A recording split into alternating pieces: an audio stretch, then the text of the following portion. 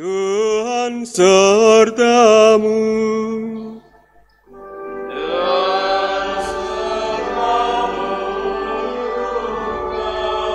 Inilah Injil Yesus Kristus menurut Yohanes. Dimuliakanlah Tuhan.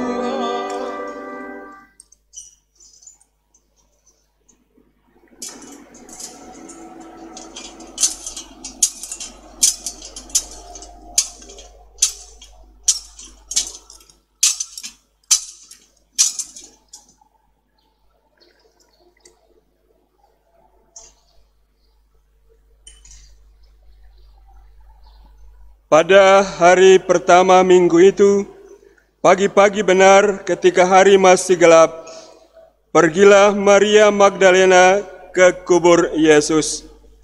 Dan ia melihat bahwa batu telah diambil dari kubur. Maka ia berlari-lari mendapatkan Simon Petrus dan murid lain yang dikasihi Yesus.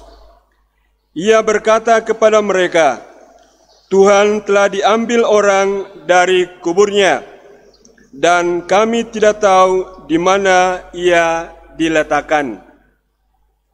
Maka berangkatlah Petrus dan murid yang lain itu ke kubur. Keduanya berlari bersama-sama, tetapi murid yang lain itu berlari lebih cepat daripada Petrus, sehingga ia lebih dahulu sampai di kubur. Ia menjenguk ke dalam dan melihat kain kafan terletak di tanah. Akan tetapi ia tidak masuk ke dalam. Maka tibalah juga Simon Petrus menyusul dia dan masuk ke dalam kubur itu. Ia melihat kain kafan terletak di tanah, sedang kain peluh yang tadinya ada di kepala Yesus tidak terletak dekat kain kafan itu, tetapi agak di samping, di tempat yang lain, dan sudah tergulung. Maka masuklah juga murid yang lain, yang lebih dahulu sampai ke kubur itu. Ia melihatnya dan percaya, sebab selama itu mereka belum mengerti isi kitab suci yang mengatakan bahwa ia harus bangkit dari antara orang mati. Demikianlah Injil Tuhan. Terpujilah Kristus.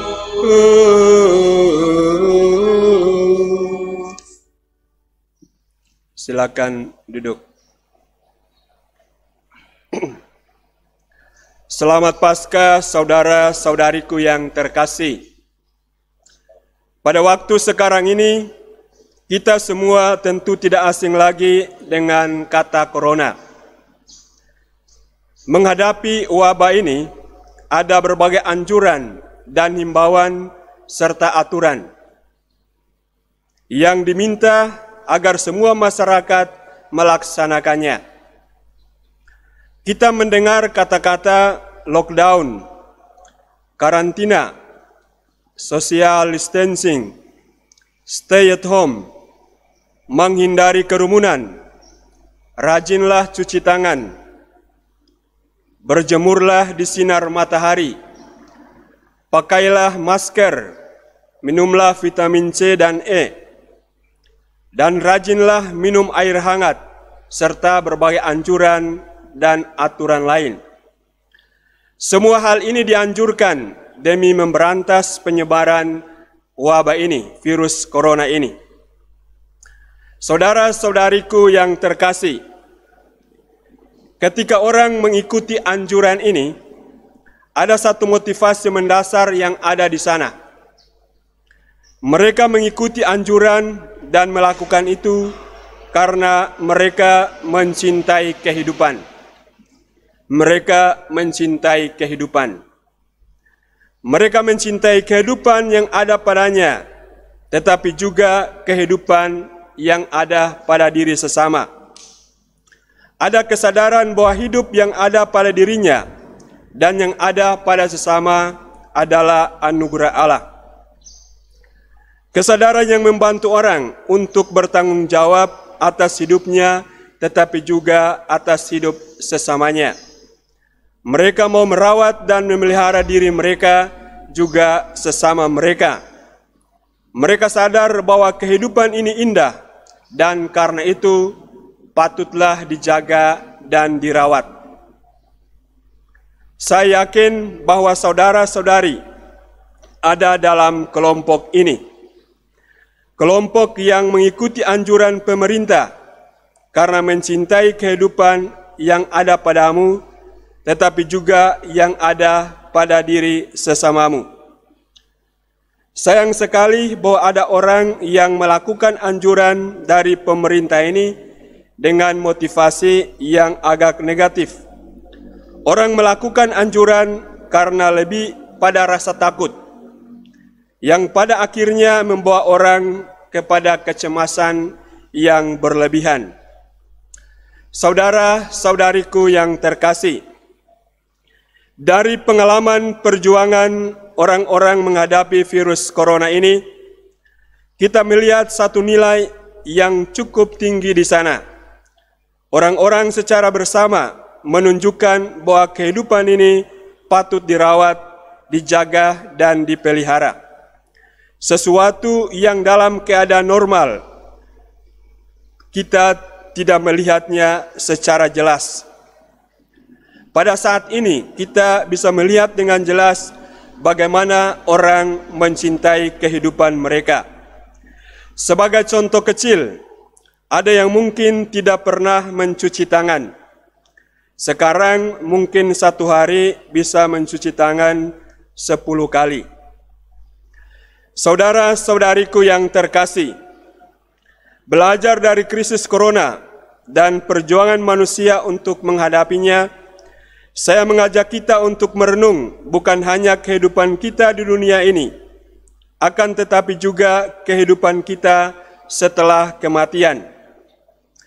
Kenyataannya kita lahir dan kita akan mati.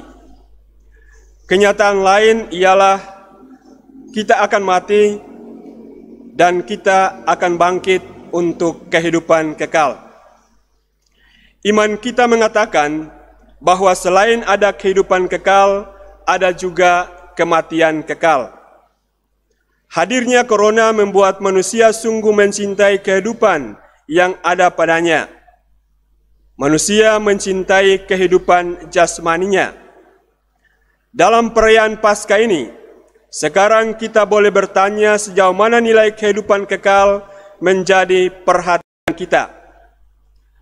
Untuk melawan corona, kita telah berusaha mengikuti apa yang dituntut untuk mencintai kehidupan kita. Sekarang mari kita mengarahkan diri kita kepada apa yang perlu untuk kehidupan kekal kita. Pada bagian ini, perayaan Paskah memberikan semua yang kita butuhkan untuk kehidupan kekal itu. Kalau menghadapi corona, pemerintah mengeluarkan anjuran, himbauan dan aturan, dan kita melaksanakannya. Untuk boleh menikmati kehidupan kekal, jawabannya hanya satu, yaitu ada pada Yesus Tuhan kita. Dan persis perayaan Paskah yang kita rayakan menyatakan apa yang harus kita lakukan untuk kehidupan kekal kita itu. Kalau kita mencintai kehidupan kekal, maka kita harus melakukan apa yang Yesus tunjukkan kepada kita. Ketika kita mau tahu cara memilih yang benar dalam kehidupan kita, Yesus menunjukkannya. Di Taman Getsemani, ia lebih memilih kehendak Bapanya daripada pikirannya sendiri. Ketika kita mau tahu cara menghidupi kesetiaan dan ketaatan yang sejati, Yesus menunjukkannya dengan berjalan sampai akhir, melaksanakan kehendak Bapa dengan mengatakan, "Sudah selesai, selesailah sudah." Ketika kita mau tahu cara kerendahan hati dalam melayani, Yesus menunjukkannya dengan teladan yang agung, membasuh kaki para muridnya. Ketika kita mau tahu caranya berkorban, Yesus menunjukkannya dengan jalan salibnya sampai ia dipaku dan ditikam di kayu salib.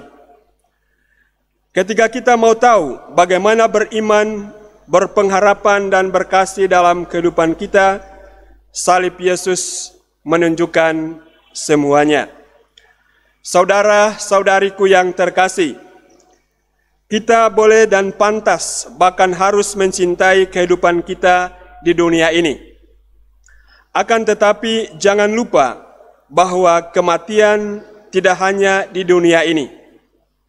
Di dunia seberang ada juga kematian, bahkan kematian kekal. Maka marilah kita mencintai kehidupan, tidak hanya kehidupan di dunia ini, tetapi juga kehidupan kekal. Kita berdoa semoga Yesus yang bangkit memberikan kekuatan kepada kita dalam melawan segala hal yang mengancam kehidupan jasmani kita, termasuk virus corona yang sementara mewabah. Dan juga kita berdoa agar Yesus yang bangkit membantu kita senantiasa kepada hal-hal yang memungkinkan kita kelak menikmati kehidupan kekal bersamanya dalam kerajaannya yang abadi.